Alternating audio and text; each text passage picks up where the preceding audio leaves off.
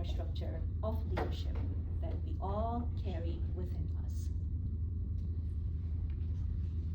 There are 4 elements that make up this inner infrastructure. Your intellect, which is your logic. We use it all day long, every day, all the time. But then there's something deeper. Your emotions, how you feel under any given circumstances. Number 3, your intuition, your gut feeling. That often gets neglected because there's something else hovering over us. The pressure, the doubt, the worry. I call them the inner roadblocks. Inner roadblocks that keep showing up in our path to success. Anything that makes you feel low, tight, concerned, smaller than you should feel. Number 4, your physical aspect, which is your nervous system, your fight and flight responder. How do we react under a given situation? How do we respond? From that essence, I was grateful that I had the opportunity to let go of something that was holding me back because it was time for me to learn something new. I learned that when leaders are misaligned internally, they react under pressure. They respond to situations based on doubt, fear, worry, judgment. What will they think? What if I fail? These inner roadblocks haunt us day and day, every single day, in every single thing we do, which keeps us from making the right decision. So I got the opportunity to learn how to align these elements and make decisions from clarity, confidence, calmness. Regardless of what was happening, I know how to stay calm today because I learned this. Now, how do we really, practically speaking, bring these inner elements into alignment? You may be wondering. We start off with the physical aspect. Why physical element first? Because physical element is the first thing that we can actually sense and notice, which is our muscles. Wherever you feel tense in your body, this is your sign that there's something inside of you that you need to let go. It's not just muscles, it's an internal responder to stress, anxiety, worry, doubt, fear that's showing up on your body, on your muscles. So anytime you feel tense anywhere, pay attention to that. And you're going to work on training your nervous system to calm down. Here's how we do it. How many of you have practiced deep breathing? Okay. Almost all of you. If you haven't, I will show you how. But you must do it with intention every single day. This is the first activity that you must incorporate if you want to learn how to remain calm under pressure and respond to situations.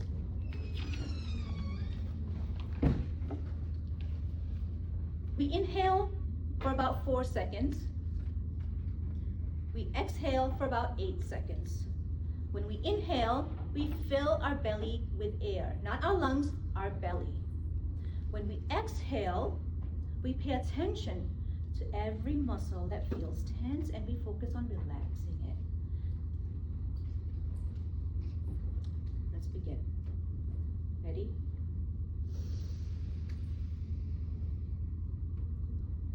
You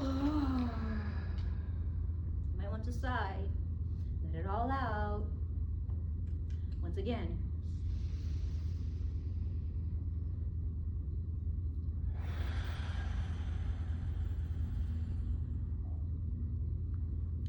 Every time you exhale, drop your shoulders, drop your eyebrows, your forehead, your eye sockets, your jaw, your tongue. Your jaw is the most tense facial muscle where you hold most tension. You release it and you learn to relax. You focus on these body parts, the rest of the body will learn to relax. Let's try it again. Once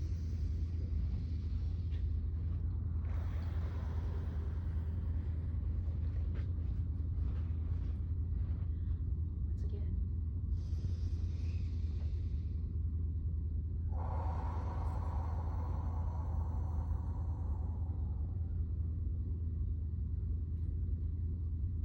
Feel every muscle in your body relax to the best of your ability. You don't have to be perfect. It's okay wherever you are. Just feel yourself relax. If your thoughts carry you somewhere, bring your focus back to your breath. Breathe in.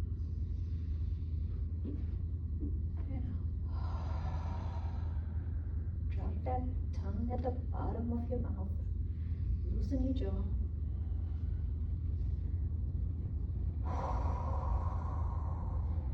Longer out breaths.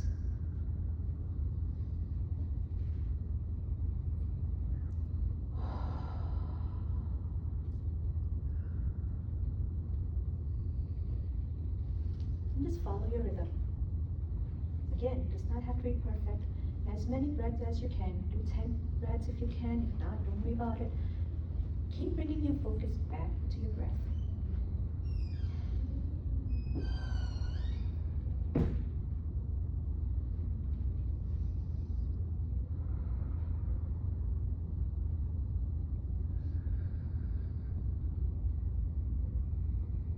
Thank you.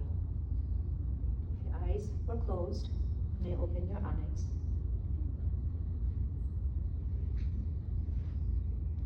Do this for 10 minutes during the day, in the morning preferably. If you don't have time, do it at night. As you get into it, increase that frequency. Do it twice a day. A week later, do it 3 times a day. In the morning, at night, at lunchtime. After a couple of weeks, increase that frequency even more. Bring that awareness to your breath every single time before you join a meeting. After you're done eating lunch, after dinner, you're driving a car, you stop at red light, you have a few minutes, focus on your breath.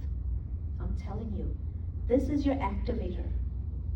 Activator that teaches your nervous system to calm down. What happens when we incorporate deep breathing into our day-to-day lives? We start to feel emotions surface, which is a good thing. Emotions that have been deeply embedded within ourselves that we have not gotten used to expressing comfortably. So when something is deeply embedded for ages, it gets erupted in situations where it's not welcomed, and it makes people feel anxious. So anytime you hear someone that gives you a bad vibe because they're miscommunicating, or they're expressing themselves aggressively, it's because of this. Okay, there's no bad person. It's not because there's something wrong with them. It's just that they haven't learned how to regulate their emotions. And we all do that. So as these emotions begin to surface, you allow them to come. You don't hold them back. You allow them to surface, and then you gently, with intention, tell yourself, I choose to let it go. It does not belong to me. It's no longer hurting me. Once you learn to regulate your emotions and clear them out of your system, emotions that you don't need to hold on to, emotions that make you feel tight, emotions that make you feel fearful, afraid, worried, I call them inner roadblocks. These are the things that keep coming up, that keep you from doing the best you can. Once you learn to release these emotions, what happens is something fantastic starts to kick in, which is your intuition. Because your mind is quiet now, you're able to listen to your intuition, which is always guiding you. Ever been in a room when you walk in, you sense that there's something different? Or maybe you're the person sitting in the room and you see someone walking. You can feel something about them. You gravitate towards them. There's something different about them. It's called this energy they inflict from within, because they bring that calm presence. Same thing if you approach someone that shows risky behavior. You can feel that tension. Sometimes you just feed off of anxiety and you don't even realize that.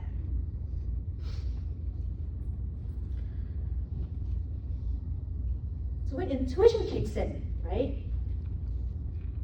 Your intuition naturally guides you towards what you naturally are talented at. That talent is what your intellect has always been guiding you or giving you answers. Now your intuition aligns with your intellect, your logic. And when those four elements are aligned and you take action, that action always leads to success.